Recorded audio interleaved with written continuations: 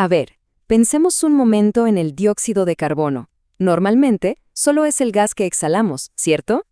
Pero, ¿y si les dijera que es el director de orquesta que guía el desarrollo de nuestro cerebro en los primeros momentos de vida?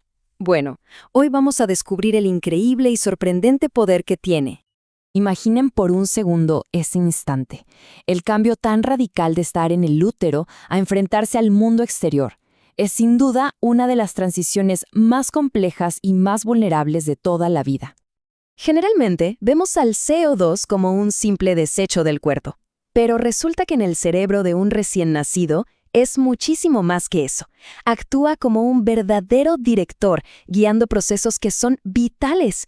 Y para entender bien su rol, tenemos que empezar por algo fundamental, el flujo de sangre. Entonces, ¿cómo es que lo hace?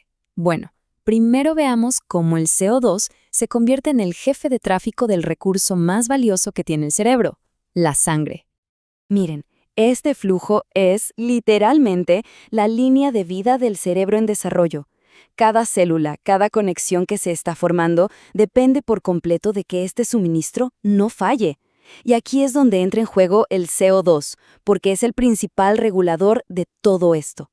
Es que el CO2 funciona, piénsenlo así, como un interruptor para el flujo sanguíneo. Si los niveles de CO2 son altos, o sea, en un estado de hipercapnia, los vasos sanguíneos se relajan y se ensanchan. Es como si abriera las compuertas para que llegue más sangre al cerebro. Pero si los niveles bajan demasiado, en hipocapnia pasa justo lo contrario. Los vasos se contraen y restringen el flujo. Este mecanismo es crucial, sobre todo en recién nacidos prematuros, porque sus receptores para manejar el CO2 todavía son muy inmaduros y sensibles. Claro, este sistema es súper delicado y a veces puede fallar. Entonces, ¿qué pasa cuando ese equilibrio se pierde? ¿Cuáles son las consecuencias reales cuando el CO2 se sale de control? ¿Y cómo se puede estudiar algo tan rápido y complejo que ocurre dentro del cerebro? Bueno, para eso, la ciencia utiliza modelos animales. Nos permiten replicar estas condiciones en un laboratorio para poder ver de cerca los efectos de la falta de oxígeno y del exceso de CO2. Por ejemplo, en un estudio con cerditos recién nacidos, se observó algo muy claro. Tanto la falta de oxígeno solita como la asfixia, que es falta de oxígeno combinada con CO2 alto, provocan una caída tremenda en el pH del cerebro. El tema es que el cerebro se vuelve peligrosamente ácido, una condición que se llama acidosis cerebral severa, y eso puede ser muy dañino para las neuronas. Y ojo, que esto no es solo un problema del momento. Los efectos de un desequilibrio de CO2 pueden ir mucho, mucho más allá, llegando a tener consecuencias a muy largo plazo. En otro estudio, esta vez con ratas, una exposición larga a niveles altos de CO2 encendió todas las alarmas de lo que llamamos estrés oxidativo. En áreas del cerebro tan importantes como el hipocampo y la corteza prefrontal, las células estaban bajo un ataque constante, lo que puede provocar un daño celular súper importante. Y claro, todo ese daño a nivel celular se termina viendo en el comportamiento. Este gráfico es muy revelador. Las ratas que estuvieron expuestas a más CO2 pasaron mucho más tiempo en las zonas seguras de un laberinto, un indicador clarísimo de ansiedad. Y miren qué interesante, a medida que aumentaba la dosis de CO2, también aumentaba la ansiedad. Es una prueba directa de cómo el estrés químico se convierte en un cambio de conducta. Ok, todo esto que vimos en el laboratorio tiene implicaciones muy serias para el neurodesarrollo de los bebés. Un desequilibrio de CO2 puede dejar una huella para toda la vida. Es como un efecto dominó. Empieza con la muerte de células en el hipocampo y una menor densidad de neuronas en la corteza prefrontal, algo que muchas veces se relaciona con lesiones en la sustancia blanca. Esto, a su vez, provoca problemas de aprendizaje y memoria. Y para colmo, se reducen los niveles de IGF-1, que es un factor clave para proteger al cerebro. Así es como el daño celular se convierte en un problema de neurodesarrollo a largo plazo.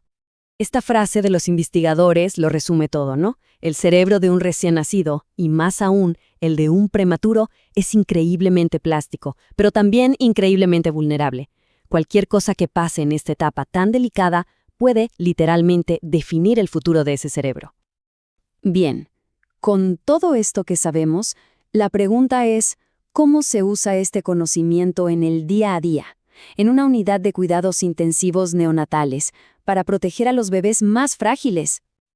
Y aquí es donde se pone complicado para los médicos.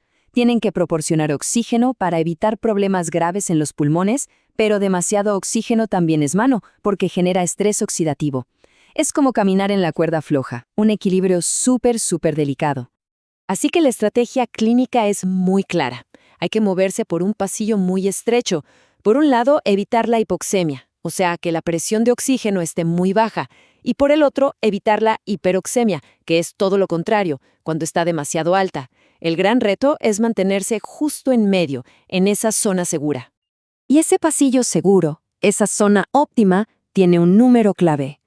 Basándose en los datos, se recomienda mantener la presión de oxígeno entre 50 y 80 milímetros de mercurio. Este es el rango que, según los estudios, maximiza los beneficios y al mismo tiempo minimiza los riesgos de toxicidad. Y si hablamos de bebés prematuros, mantener este objetivo es todavía más importante, es crítico. Sus defensas naturales contra el estrés oxidativo todavía no están maduras, lo que los hace súper vulnerables al daño si los niveles de oxígeno no se controlan con una precisión milimétrica. Queda claro entonces que el dióxido de carbono no es un simple desecho, es un mensajero bioquímico clave, un director que tiene el poder de construir o de dañar. Entender su lenguaje es fundamental para proteger a los cerebros más vulnerables en el momento más decisivo.